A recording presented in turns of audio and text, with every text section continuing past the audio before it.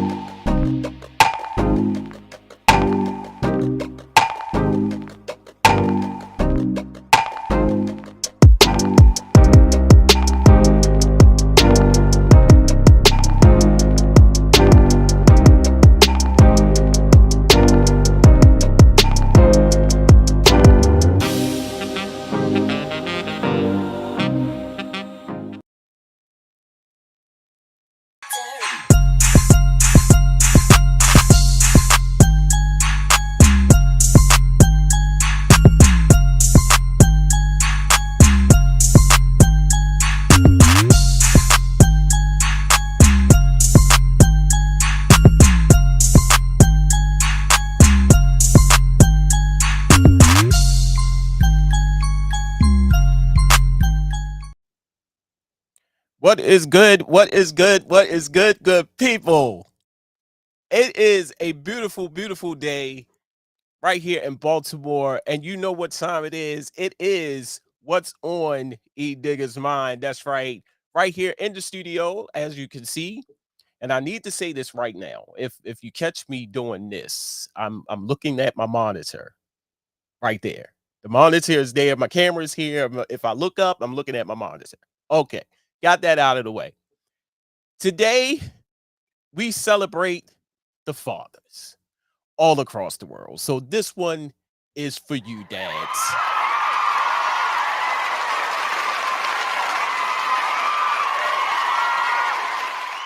That's right. Good day. Happy Father's Day to all of the fathers, stepfathers, uncles, grandfathers, those individuals who had a very intricate part in your upbringing.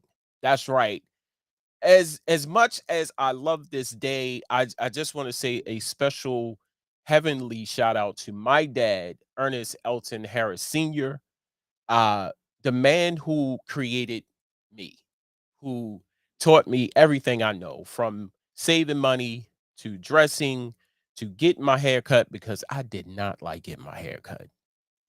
Every time it was like, it's time to get your hair cut. I'm like, no, I don't want my hair cut.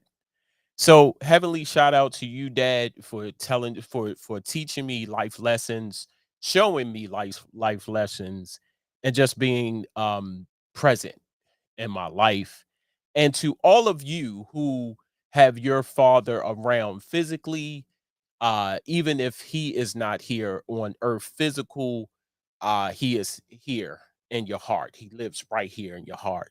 This episode is special because of my special guest. He is the founder and host of the Fatherhood Challenge. He will be joining me momentarily. I had a chance, Mr. Jonathan Guerrero. He will be joining me, and what's so special about him is he hit me up and he wanted me to come on his podcast, and it was a great experience. We had a chance to share some stories, share some memories about my dad. And he asked me questions, and it was a conversation, and it was a beautiful conversation. And one thing that I picked out, and I'm gonna play this clip, is the dad joke. And this dad joke, I told the story about my name. You haven't bump into people that have, like Ben Johnson the third or Ben Johnson Jr. Well, my name is kind of unique, and I tell that story. So here it is. Check it out.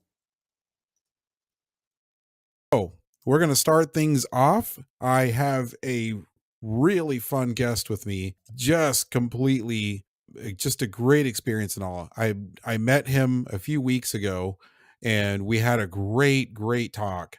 He has a great story to share, a lot of wisdom, and I think you're going to benefit greatly from listening to what he has to say. And his name is Ernest Harris, and he's got quite a background himself. He is the the CEO and the managing editor of Charm City Direct TV, and also the executive producer at WLEO 26.7 online radio. Did we miss anything else? No, spot on. Spot on. All right.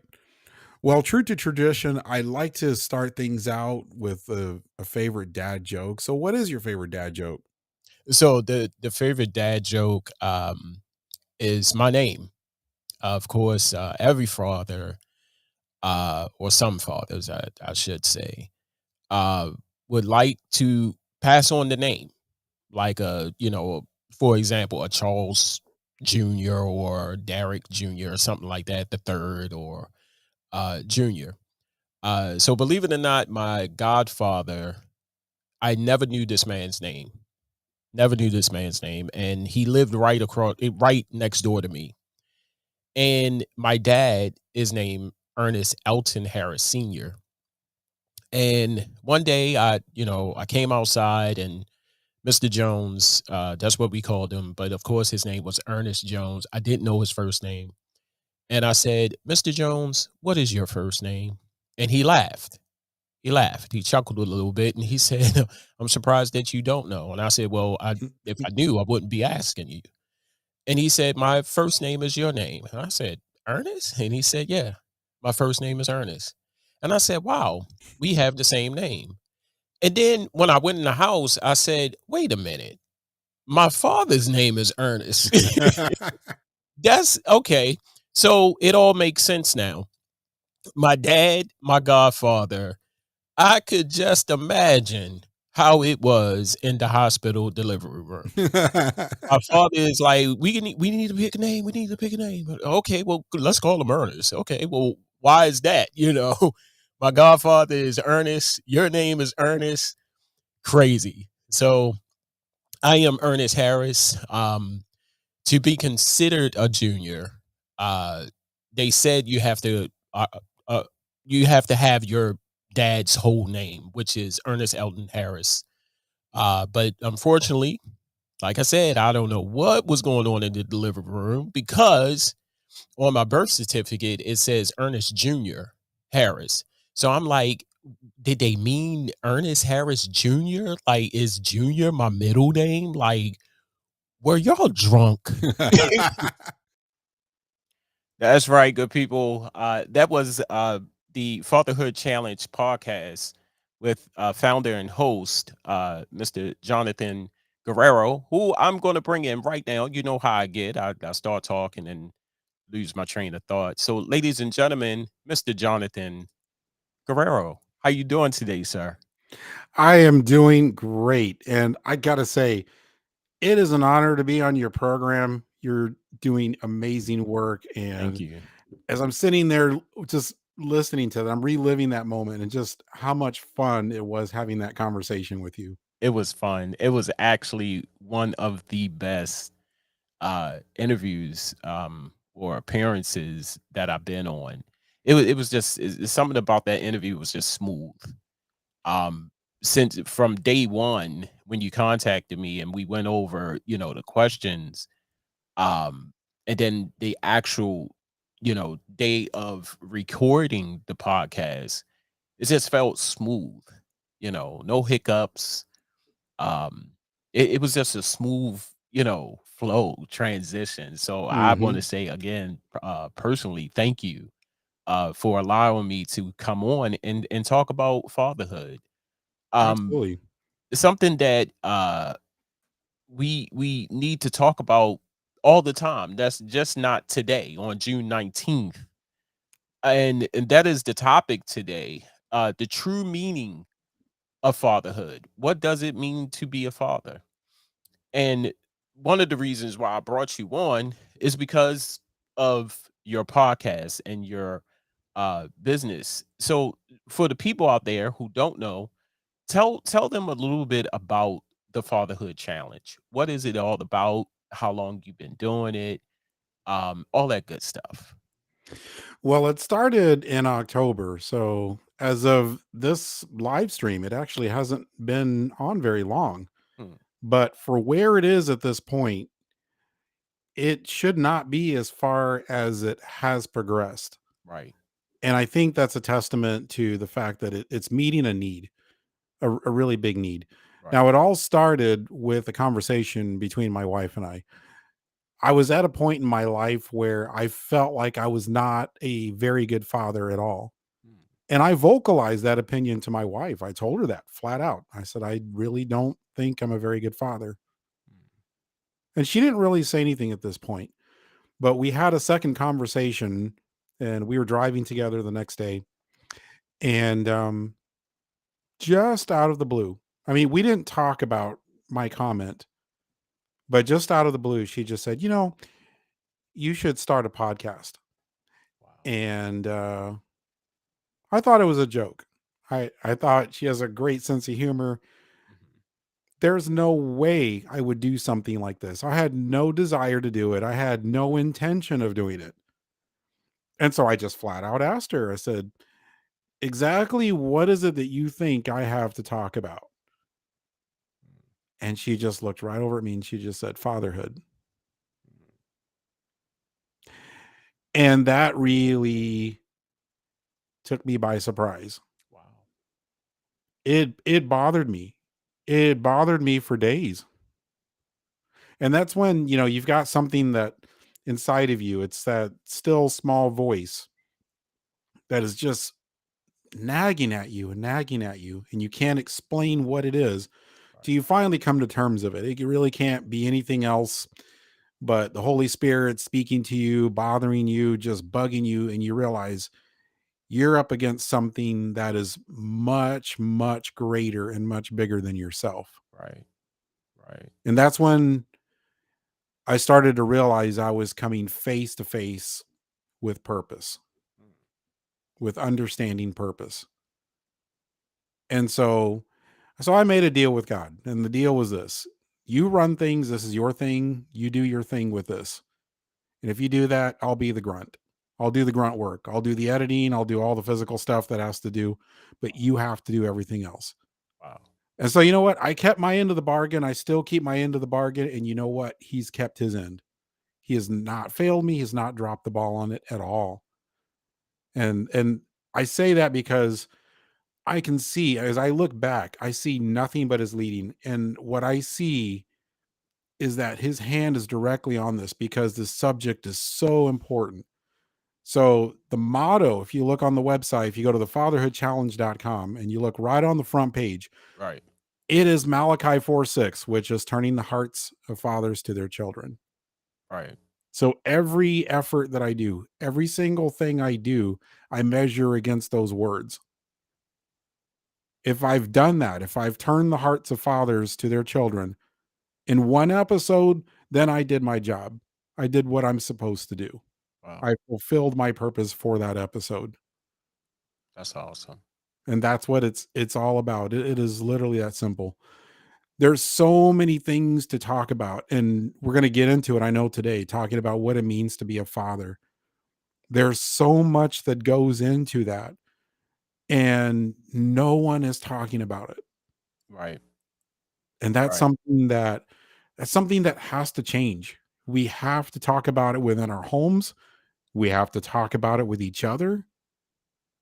And that's something that is the difference between whether our societies prosper or not. It Right. is it is something to take very, very, very seriously. Right. Right. Did at one point in your life you ever thought that you would not be a father? You know what? Yes, there were times when I had such serious doubts that I wondered if I ever could be a father. And that has to do with my own upbringing, my own background. Right. I grew up without a father around in my life. Right.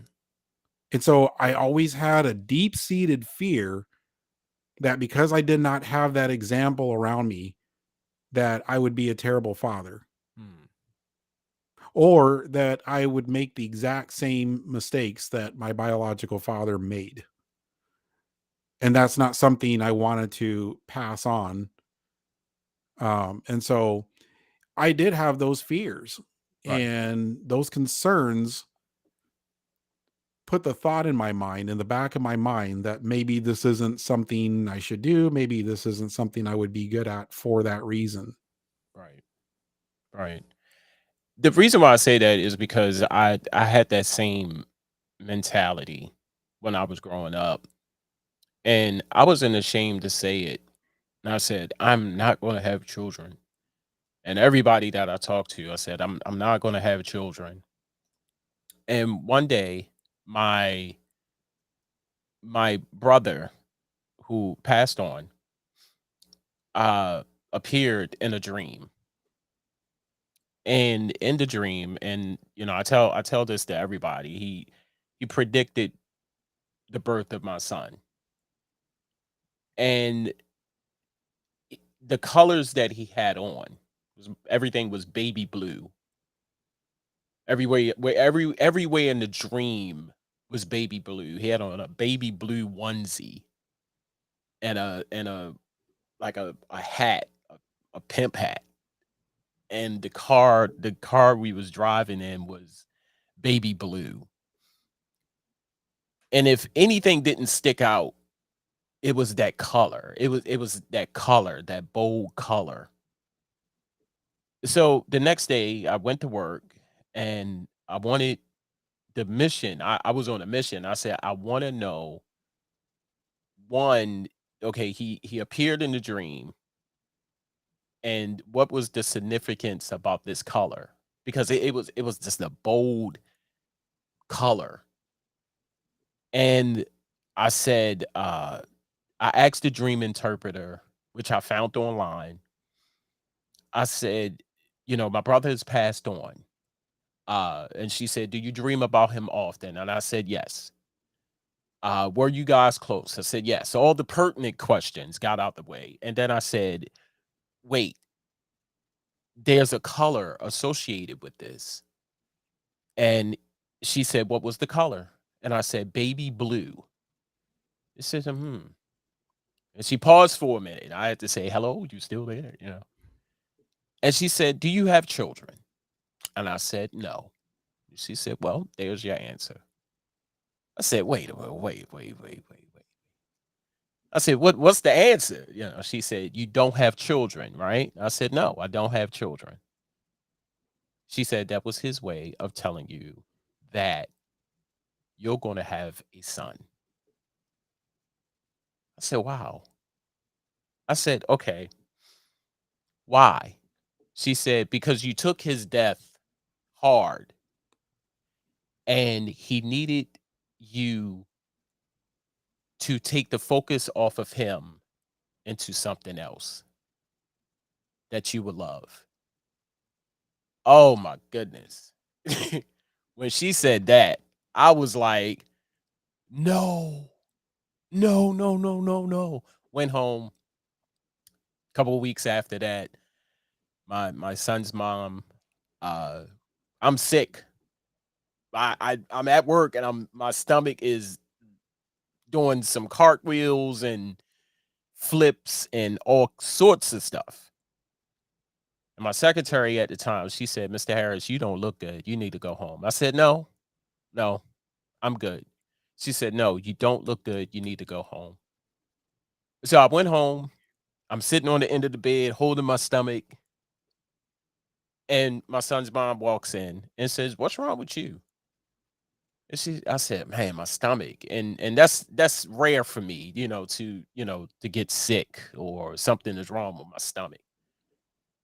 I said, "I don't know. It's just this weird feeling." She said, "Oh, butterflies, feeling a little nauseous."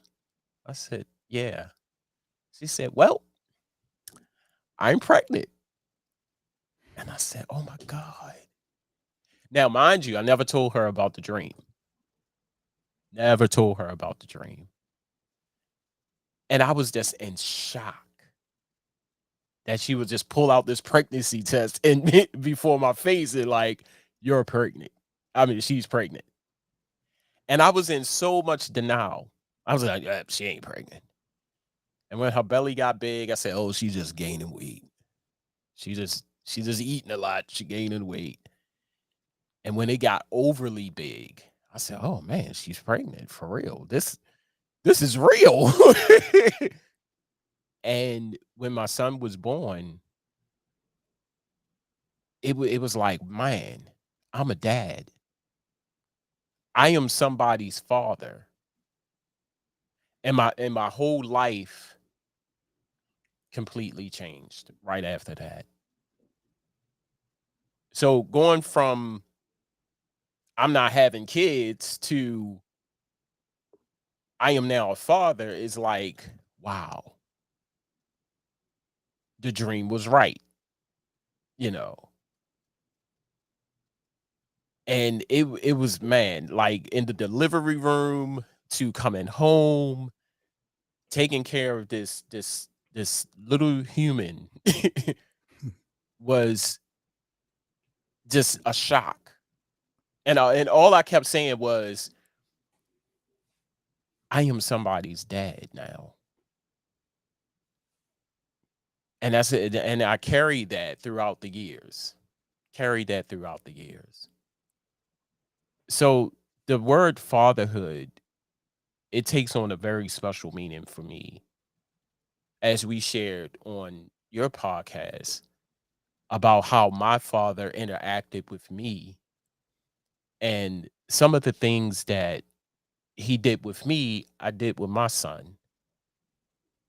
And it was kind of like, no thought process. It was like the same thing he used to do with me, I did with my son. And the old cliche of what you hear, parents don't come with a handbook or some instructions. That's true. And they don't. And it was plenty of times where my mom, by by the way, is deceased as well.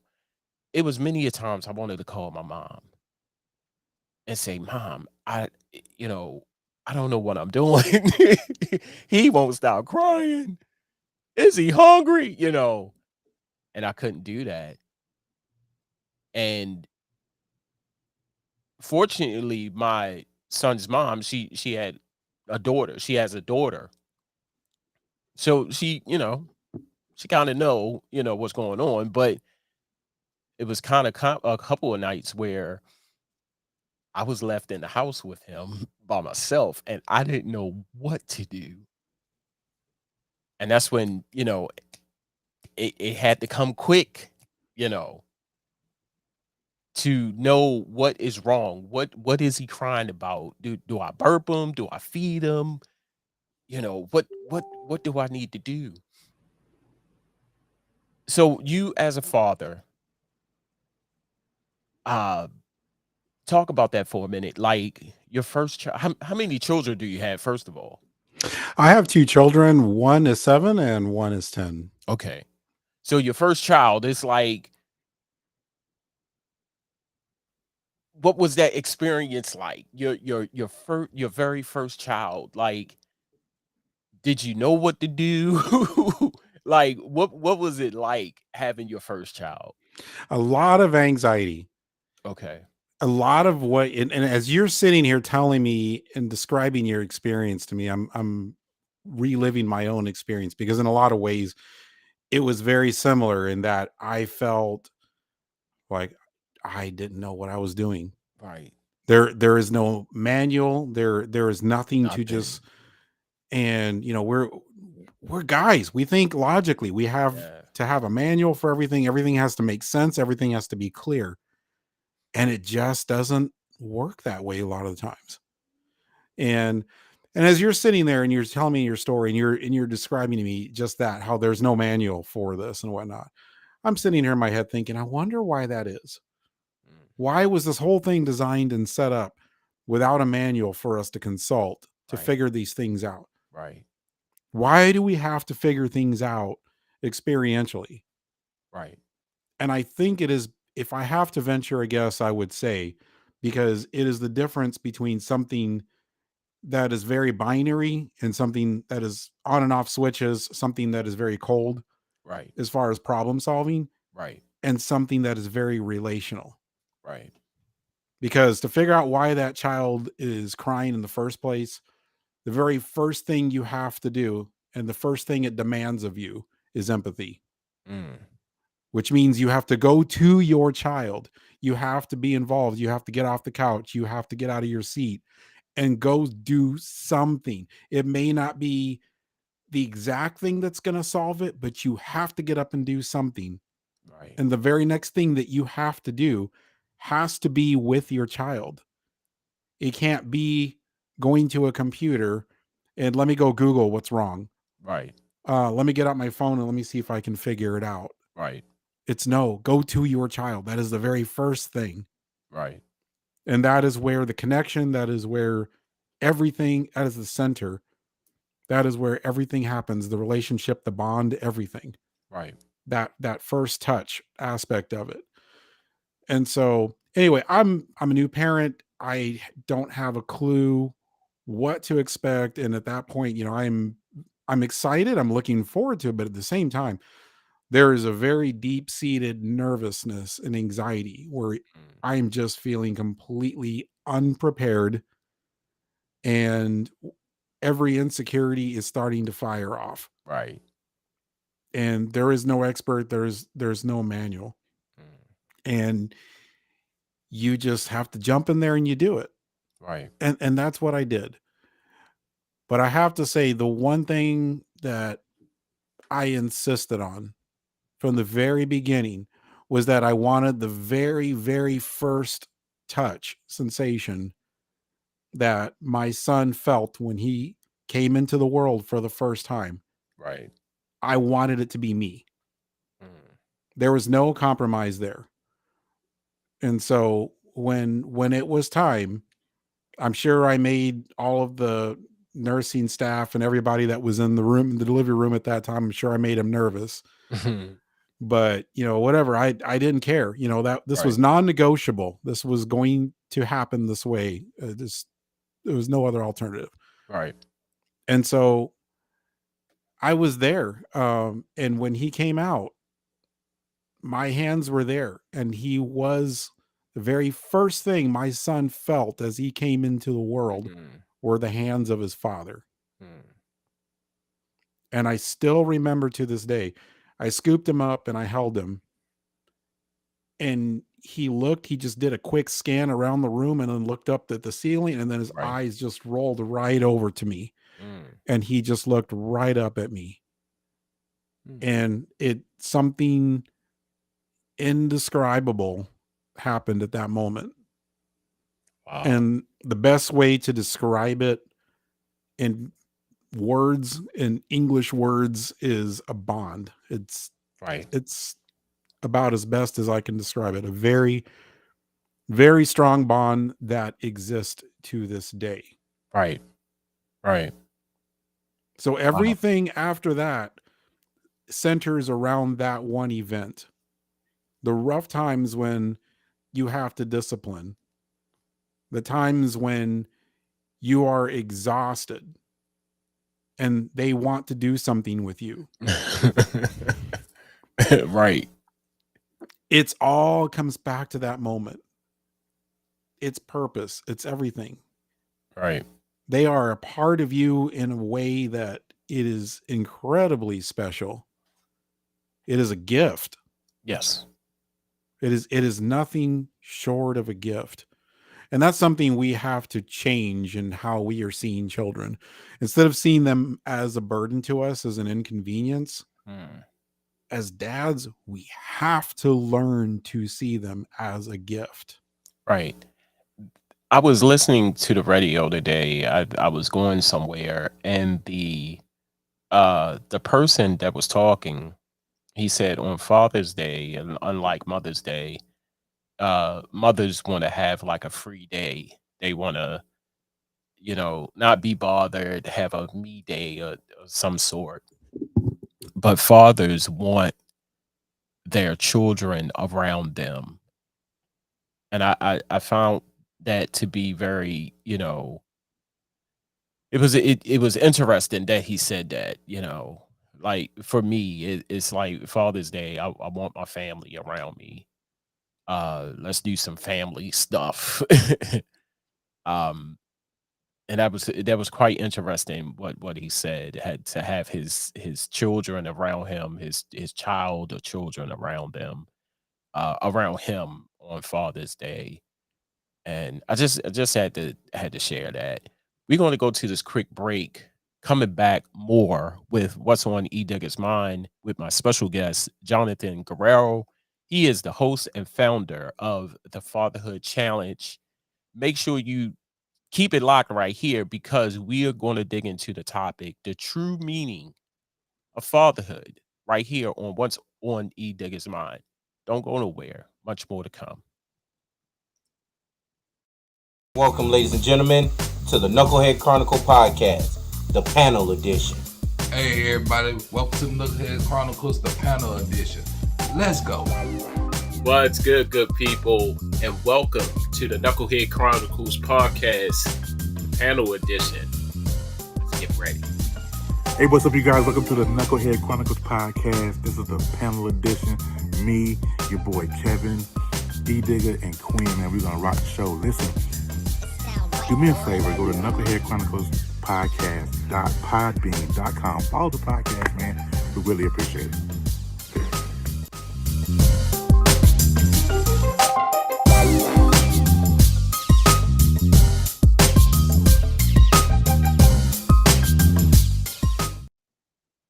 That's right, good people. Welcome back to the show. Make sure you keep it locked right here on Sundays at 2:30 p.m. Central Standard Time, 3:30 p.m. Eastern Standard Time for the Knucklehead Chronicles podcast with myself, my man, the guru Terry, Quinn, and Kev the Great. We talk about everything under the sun, a little joke, little humor here and there, sports, celebrity news, you name it, we talk about it. All on the Knucklehead Chronicles podcast. Joining me right now is my special guest. He is the founder and host of the Fatherhood Challenge, Mr. Jonathan Guerrero. Thank you so much, sir, again for coming on the show. Glad to be here. Absolutely glad to be here. Now we're going to get into the topic, the true meaning of fatherhood. What is it? What is fatherhood? What is the true meaning of being a father? And I shared a lot of stories about my father, our interaction, our bond. Um, Unfortunately, he is not here physically. He is in my heart. Think about him every single day and what he has instilled in me and preparing me to be the man who I am now. Uh, Having a job, taking care of my family, making sure that my family is safe, saving money. Those are the just some of the things that he taught me when I was growing up. When I had a dollar, Jonathan, I thought that I was the richest person in the world when I was growing up. And he used to tell me all the time, son, don't spend all your money in one place. Save your money. But then I came to the realization that, I had a dollar, and that dollar can go a long way, but there was a lot of stuff that I wanted from the store. So I had a dollar. So I used to just buy. Also he taught me how to dress for the occasion. If you're going outside, put on play clothes. If you're going to an event, dress up. You know, he taught me a lot of stuff. So, with that being said, in your own opinion, what is your definition of fatherhood? It is a legacy. It is absolutely a legacy. And as a father, you have an enormous amount of power that you wield. And with that power, you have the choice to decide whether you're going to use that power for good or whether you're going to do a lot of damage with that power. It is all up to you.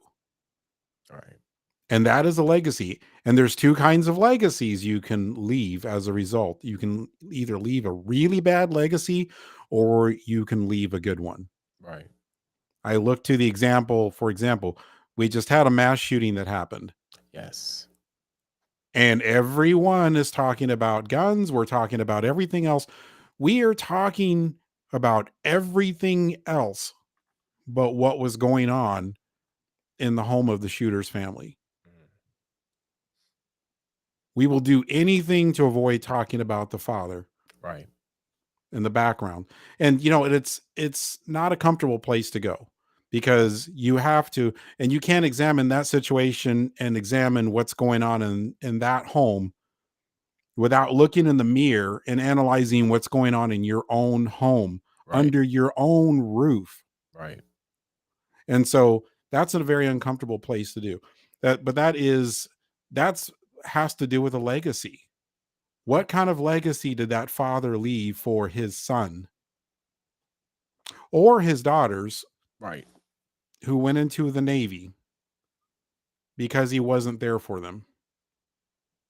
And yeah, I went there. But that's the other side of it. That's that you can leave that kind of a legacy, or you can leave a legacy, a lasting legacy of a father who is there, who is involved, not just physically. It's not enough to be there physically. It's not enough to just go buy them things. If you have that kind of money in this economy to go buy them things, that's not it Right. at all. It's not. There has to be an emotional involvement that's here. Yes. And And that takes effort, and that takes time. I said that earlier. You know, fathers who just come by. I call it convenience.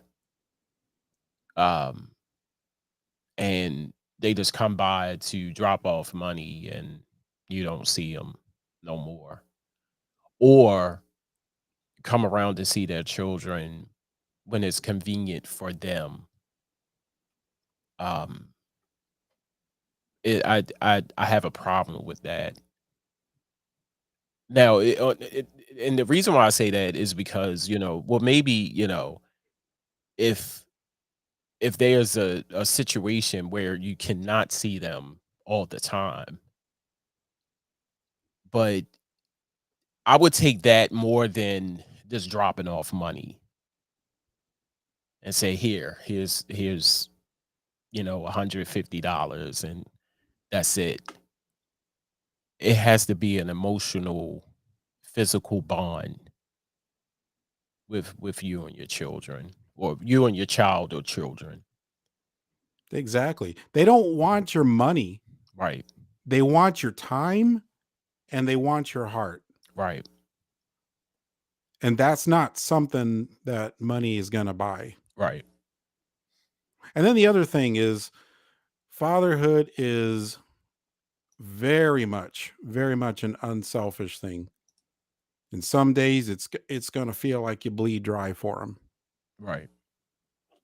But that's the kind of legacy you want to live. Exactly what is it that you want to pass on? And this gets into a tough area, because trying to define what fatherhood is when you did not have that in your own life growing up modeled for you. Hmm. And so there are times when sometimes it's just clicking for you, when you understand it, and you are actually living the role, you are doing it, Right. and you're bonding with your kids, you're having a great time, a great moment, everything is wonderful. And then, if you have the type of background I did growing up, where there is no father there, where you had those times Hmm. where you just wish, oh man, I wish I had a dad here to teach me how to do this, Right. or I wish my dad was around playing ball with me.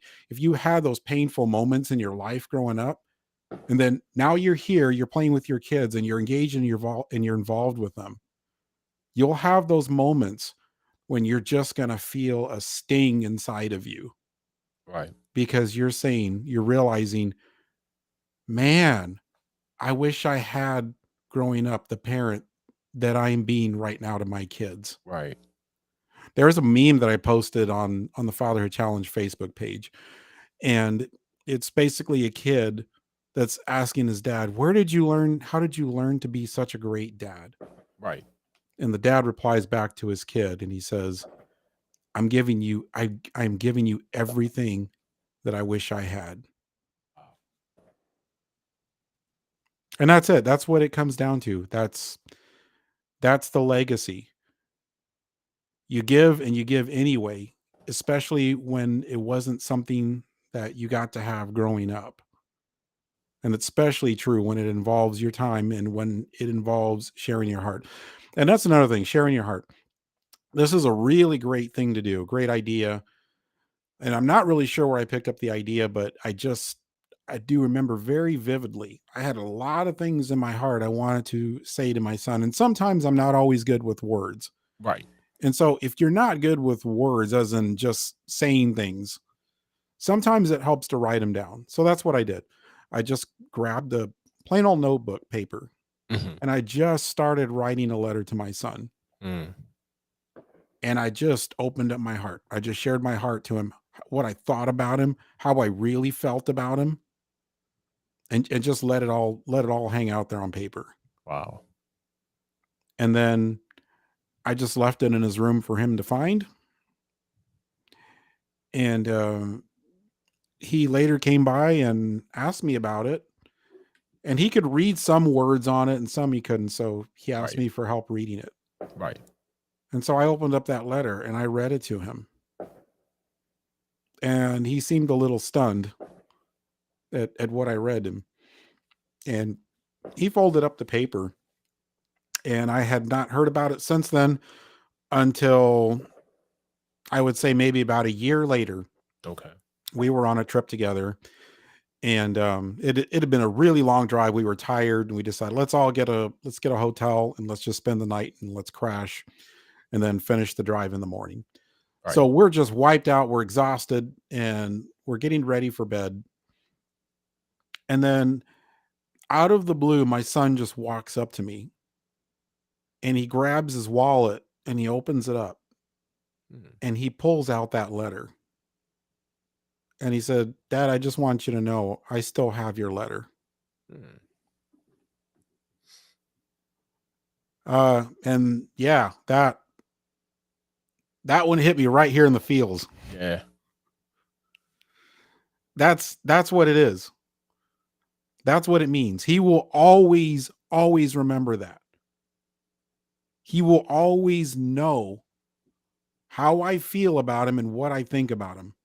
In the good times in his life, in the rough times in his life, he's got a dad that has his back. Yeah. Like he's got me physically and he's got my heart. Yes. And that's what it is. And so guess what he's likely to do when it's his turn? And how do you think that changes society? And so we're talking about a father-son relationship, but we Right. can talk also about a father and a daughter relationship. Yes. And that gets very, very interesting because imagine what it gets to be like when a daughter has had a father in her life who has always been there for her, who has been there on an emotional level with her, who's been through the storms with her, and has been present with her.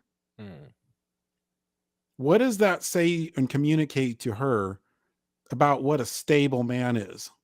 Right. And what do you think that's going to do in her mind when it's time for her to find a partner? Right. When it's time to find a husband? That's the standard that she's going to measure men by.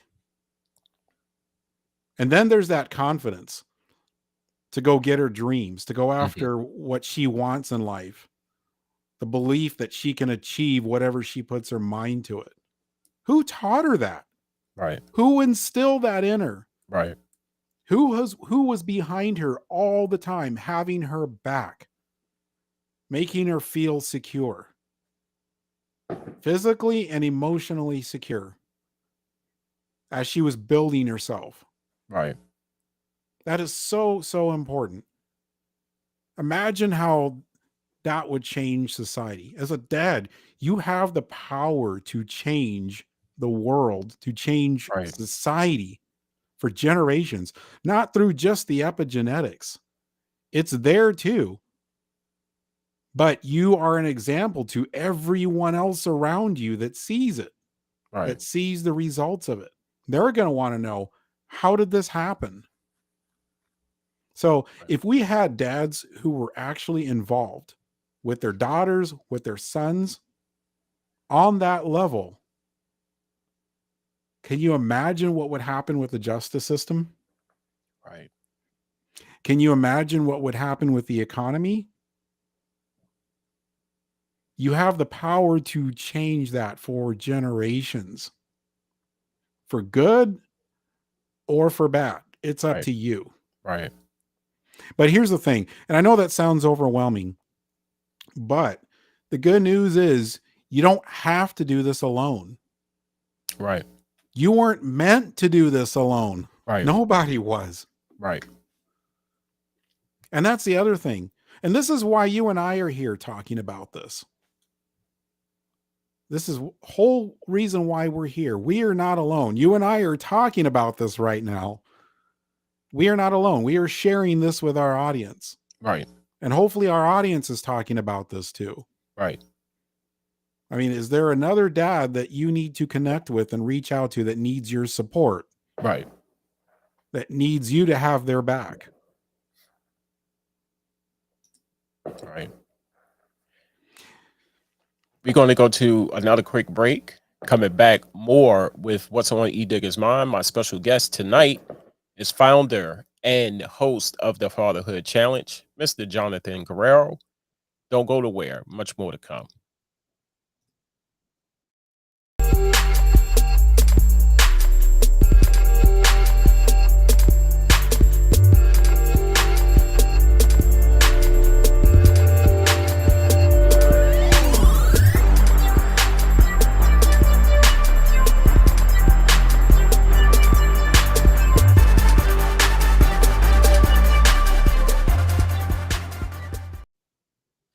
And welcome back to the show.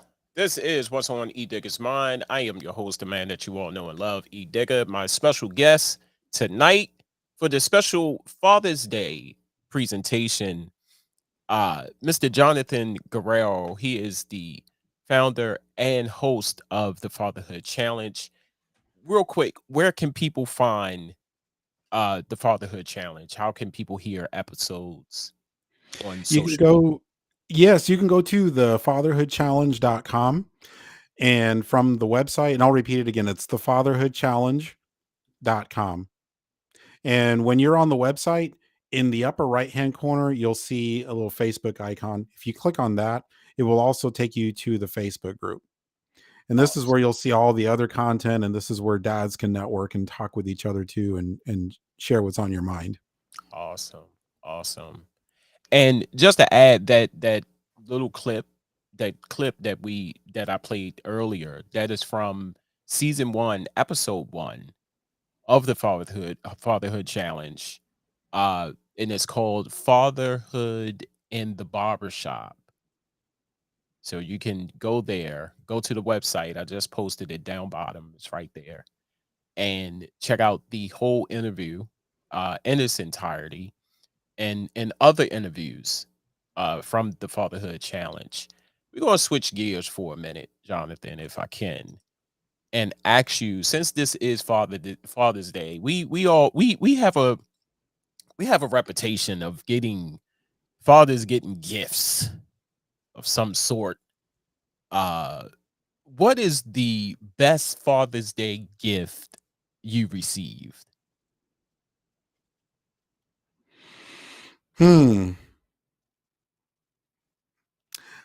I would have to say, okay, this one might make you laugh a little bit. Okay. So I was walking out of the bathroom, and my son had been making cookies in the kitchen, whole batch of chocolate chip cookies, which are my favorite cookies. I can't get enough of them. Wow. And as I walk out of the bathroom, I almost tripped over a stool. There was a stool on the other side of the door. And when I opened up the door, I looked down, and there's a stool right there. and there's chocolate chip cookies on the stool fresh out of the Oh. oven. Awesome. That was the best. Awesome. That was awesome. And I knew that came right straight from the heart because that took some effort. Awesome. What is the worst Father's Day gift you received? Oh well, that one's pretty boring because I can't recall one. Okay. Okay. Yeah. And the next question is, if you could do this all over again, as far as, you know, having another child, the whole process, staying up late, uh bonding with your children, would you do this again? Oh, absolutely. In a heartbeat. In a And heartbeat. explain why.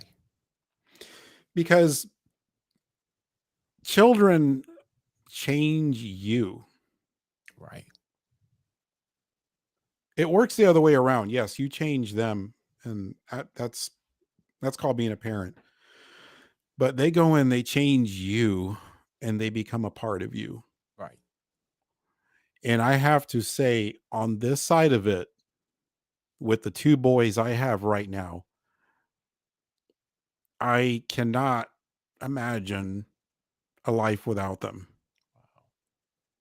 Even though, yes, I can look back and obviously I can remember before they were born, but that part of my life isn't nearly as good as this part, as this half of it on this side of it That's with what's up. them involved. That's what's up. Love And it. the only way you can understand that, I'm not even going to Right. explain it more than that, because the only way you're going to understand that is if you've done it already. Yes. Yes. Hey, people, we're going to take this real quick break. Coming back with the final thoughts right here on what's on Edigga's mind. Don't go nowhere.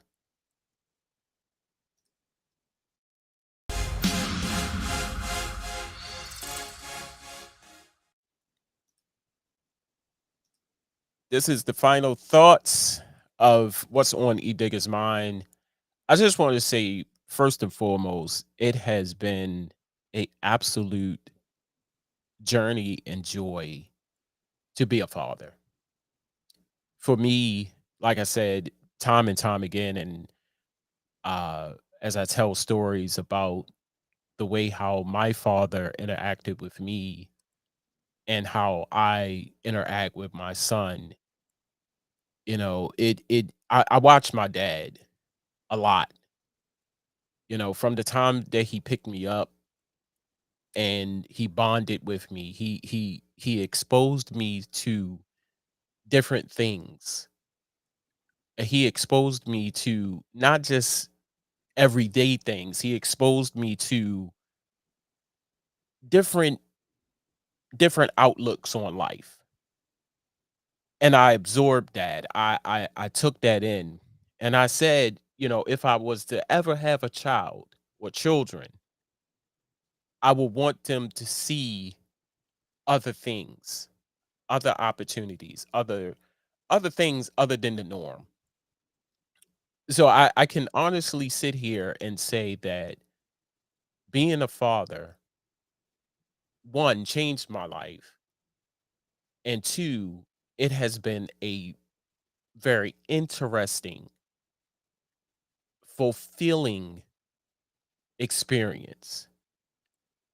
Now I have a message for new fathers, those fathers who are young, those fathers who are on the brink of having children or a child, a son or a daughter. Don't be afraid. Don't be afraid. There's help around you. Utilize that help. Don't be afraid to ask for help. And when I say afraid, you know, I think it's a man's thing where, we are accustomed to know everything, or we have the answers for everything. No, no, no. I wanted help when I had my son, and when my son's mom wasn't around. It was plenty of times, people, that I wanted to pick up the phone and call someone and ask for help. So my message to you, young fathers, new fathers, don't be afraid to ask for help. And when that help come, don't be so quick to turn them away. They are there to help you. So that is my final thought, my final message.